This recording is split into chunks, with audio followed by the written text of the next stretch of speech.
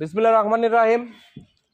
এখানে উপস্থিত আছেন আমার শ্রদ্ধেয় বড় চাচা এবং সভাপতি সাহেব, তো আরও গ্রামবাসী আছেন। তো আপনারা জানেন যে আমি রিসেন্ট একটা বিয়ে করছি, মানে 3 নাম্বার বিয়া সম্পূর্ণ করলাম আর কি।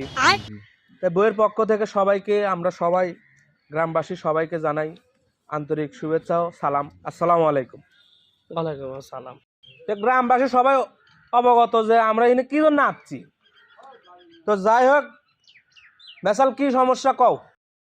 কি আর কমু মেম্বার সাহেব, দুঃখের কথা। আমার কথার নাই কোনো ছাতা মাথা। তো যাই হোক মেম্বার সাহেব, আমার জামাই আল্লাহ রাতে আমাকে ভালোবাসে না, আল্লাহ ভালোবাসা দেয় না আমাকে আল্লাহ, আর খালি মারধর করে।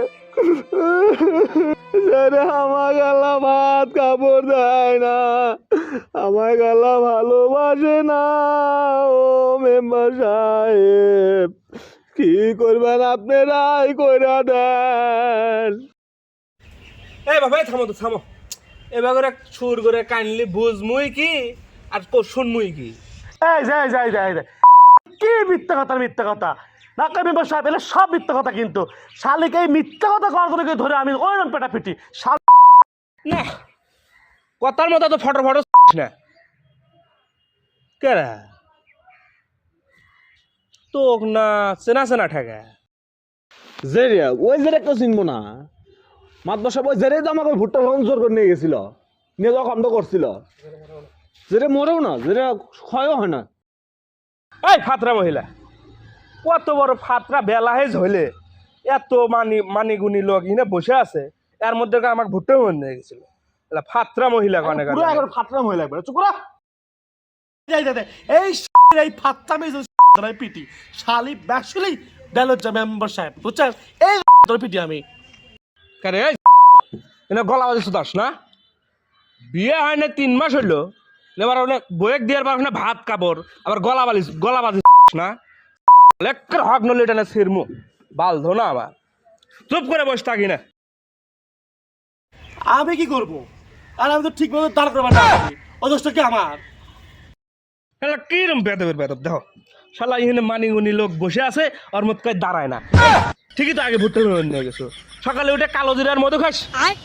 এই বয়সেও 3টো বউ পালি, আর তোর একটু নেই হিমশিম খা। পুরো মেম্বার সাহেব, আপনি কার মধ্যে কি কর? আমি কোনো নিজের পায়ে দাঁড়ানোর কথা বললাম, আর আপনি কথা দাঁড়ায় না।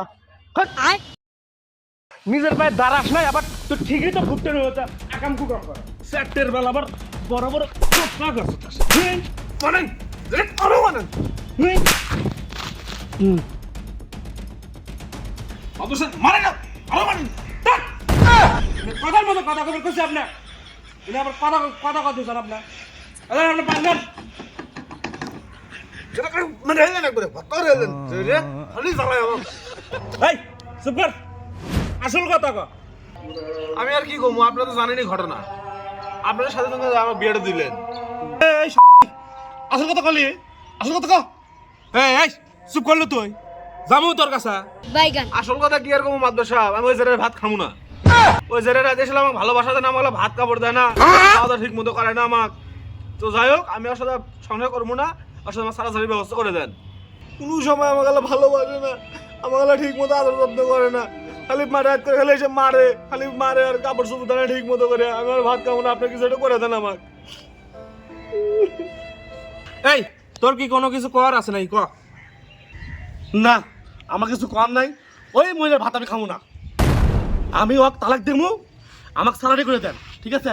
সালারি করে দেন, আমি ওর সাবানে বিয়ে করবো। কই সাবানাক বিয়ে করবো? প্রতিদিন না এসব বিচার করবো না, বিচার সালিশ করবো।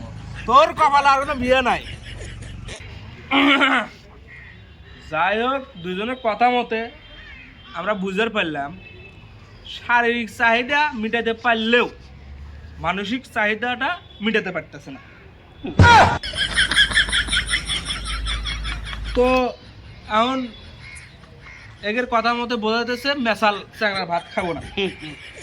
তো এখন আমাদের কাম, আমরা মানে কথাটা হচ্ছে আমরা 3 মাস আগে এগেরে বিয়েটা পড়াছিলাম, তো 3 মাস পরে আবার আমরাই মানে এগের তালাকটা করাই দিতেছে।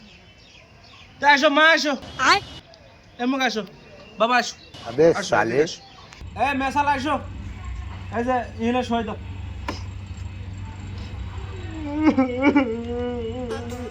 কান্দার কি করবে মা কিছু করার নেই। বাবা আসো আসো এই যে ইনে তুমি সই দাও এই যে ইনে। শালা আজকে আগে আপদ আগে বিদায় করি